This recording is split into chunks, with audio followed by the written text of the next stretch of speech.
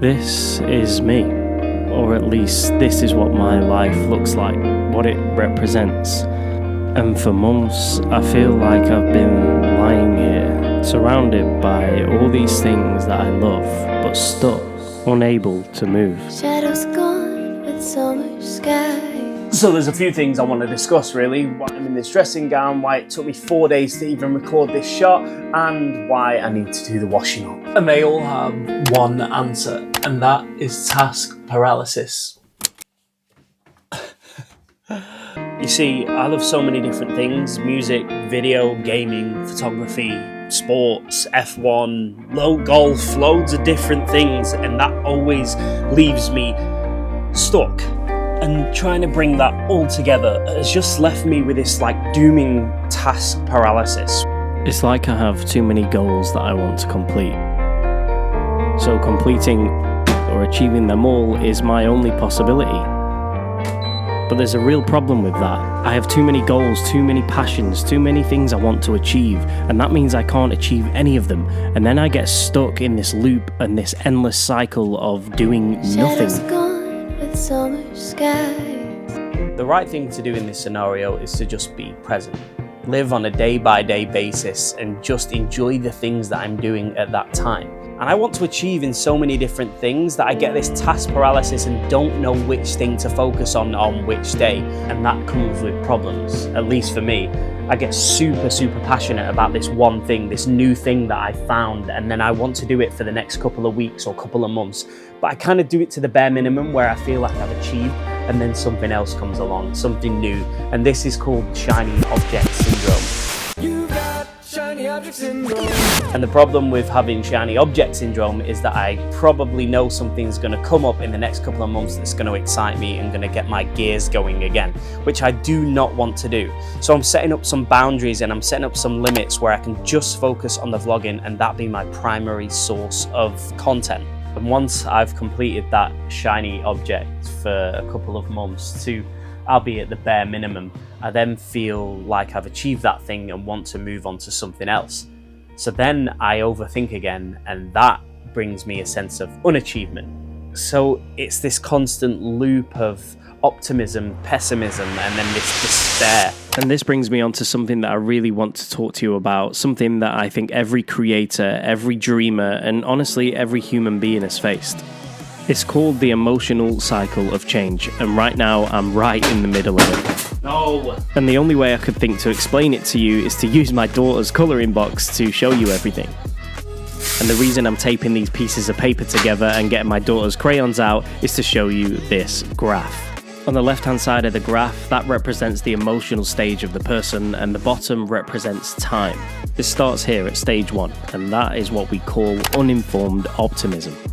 This is the optimism you have when you start a new project, and for me that was my YouTube channel. I saw these creators online that were making millions, building online communities and living their dream lives. And I thought, why not me? Why can't I do this? So I created my channel and I posted my first video all about online education, thinking it would go viral. But it didn't. It did okay, but not great.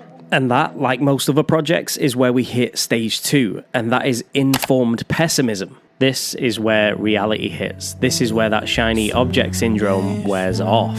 And this is always the stage where you're a bit more knowledgeable on the project or the product. And for me, this is all about research into storytelling, script writing, thumbnails, SEO, YouTube automation, and trying to build your successful channel. And this is when I realized I was in over my head. And suddenly I could see the grind, the hours, the sacrifice, the dedication that these creators put themselves through to get where they are today. It's been a couple of months since I posted that first video, and now I'm here. Stage 3, the Valley of Despair. This is where I usually stop those projects, where I give up on the thing that I've been passionate about for weeks or even months. I stop because I don't see the results that I've hoped for. And here's the truth, and it's hard. It's hard to show up when you're here, because everything in you wants to quit. Quit. Just quit. Stop. Quit. Just quit. And this is where most people stop, and it's where I've stopped before, but for some reason this time it just feels different. The next stage is informed optimism, and this is the moment you decide to keep going, not because it's easy, but because you understand what it takes. You start to see progress, and even if it's small, and if I can make it past the valley, if I can show up, keep going, and keep creating, then the final stage is waiting. Stage 5, success and fulfillment. And for me, it's not about getting millions of views or subscribers, it's about becoming the person that I want to be. My true self, the person who doesn't quit when it gets hard, the person who can finish.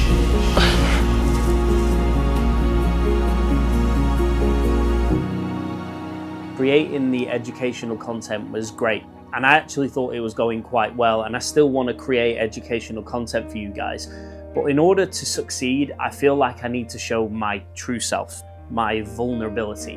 And I also want to share and express my own creativity and not just teach other people how to do it. So that's why I've stopped asking myself what to choose and instead started asking myself something totally different.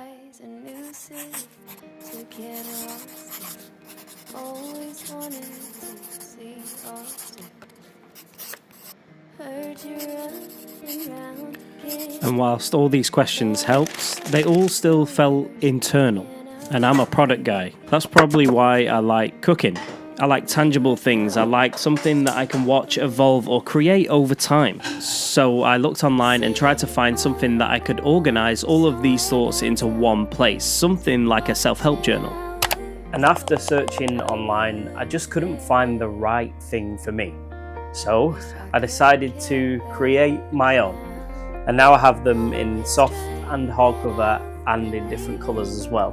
And now I have my own journal. I can be responsible for my own actions and ask myself these daily questions every single day. So in the morning, I start with the 5 questions. The first one is, what are your main goals for today? And for me today, that is to finish this vlog. Question 2 is all about focus. What is one thing you will focus on today? And that is the camera, the lighting, and my equipment. Question 3 is all about inspiration. Who or what inspires you today? And that is many cinematographers and vloggers that are on YouTube, such as Katie Neistat, Peter McKinnon. So those are the morning questions, but you also have 2 midday assessments and 5 evening reflections.